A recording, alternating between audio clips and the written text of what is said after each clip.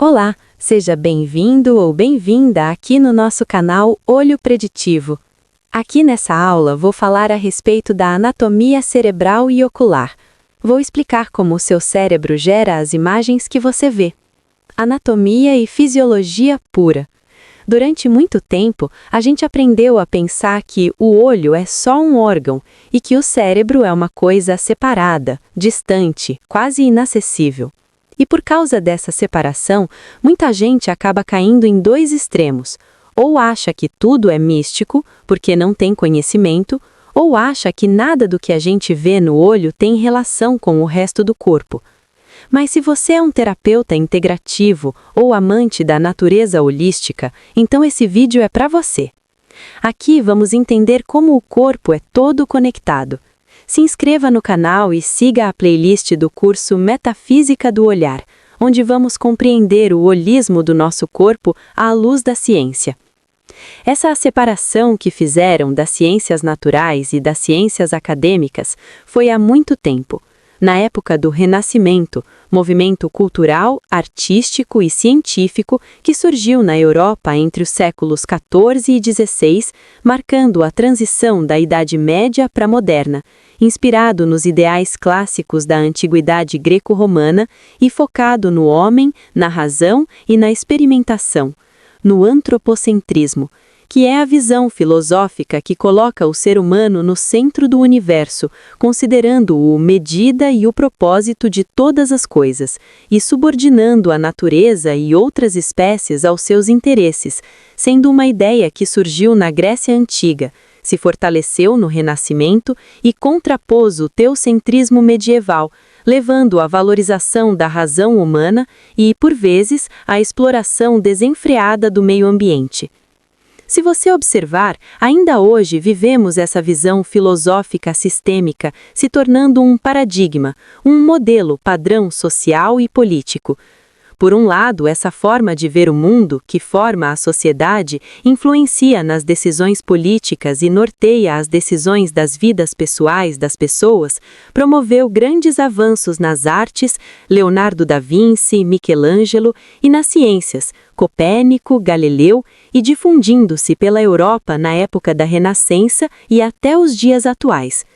Só que esse paradigma antropocêntrico, que coloca o ser humano como o centro do universo e a medida de todas as coisas, concebendo a natureza principalmente como um recurso para servir à satisfação humana, tem consequências abrangentes, especialmente a crise ambiental global e a naturalização da exploração ambiental sem levar em consideração as consequências ou a sustentabilidade do crescimento e exploração dos recursos.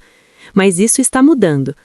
E isso que eu te contei agora a respeito dos paradigmas foi para você entender por que houve durante muitos anos a negação do valor das plantas medicinais, por exemplo, e de outras terapias que não eram quantificadas por cálculos. Claro que métodos científicos são seguros e extremamente necessários e valiosos, mas aquilo que ainda não foi provado não é indicativo de que não funciona.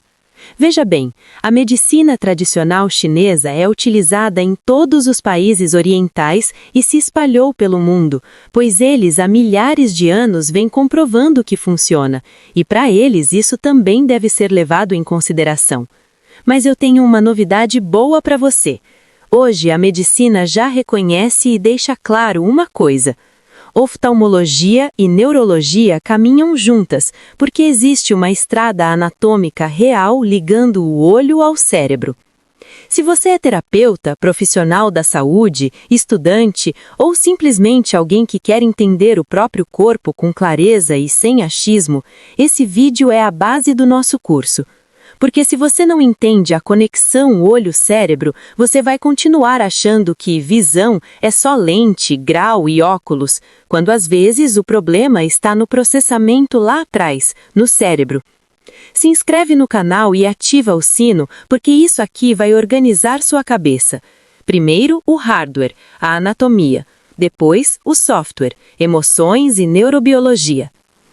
Isso aqui é a ideia mais libertadora do estudo da visão. O olho é uma câmera. Ele capta a luz.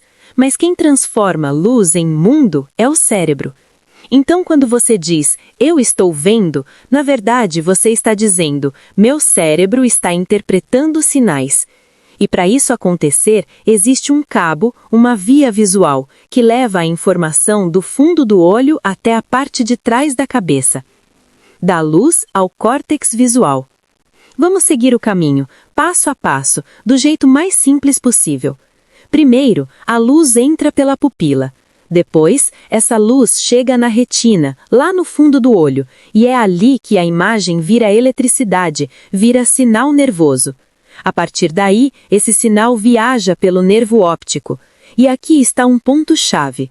O nervo óptico começa no olho, mas ele percorre o cérebro. É literalmente parte dessa estrada neurológica da visão.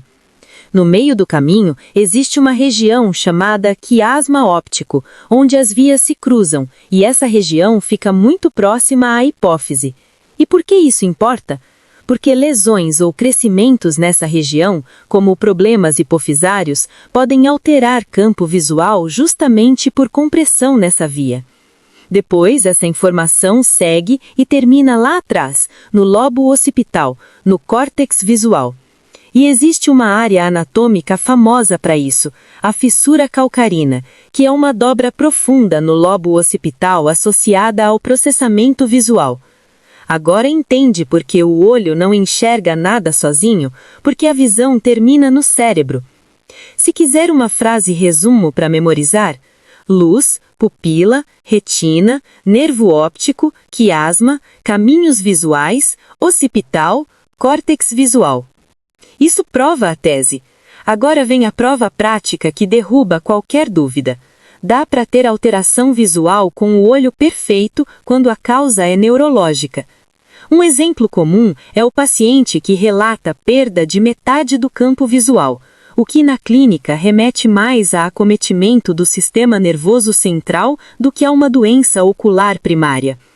Outro exemplo é quando a anatomia ocular parece normal, mas há queixa visual, e aí se investiga a causa cortical ou neurológica. Ou seja, uma tempestade elétrica na parte de trás do cérebro pode virar sintoma visual. E esse raciocínio abre a porta para a próxima etapa do curso. Se o cérebro muda o que você vê, ele também muda como o seu sistema nervoso regula a pupila e tônus do olho.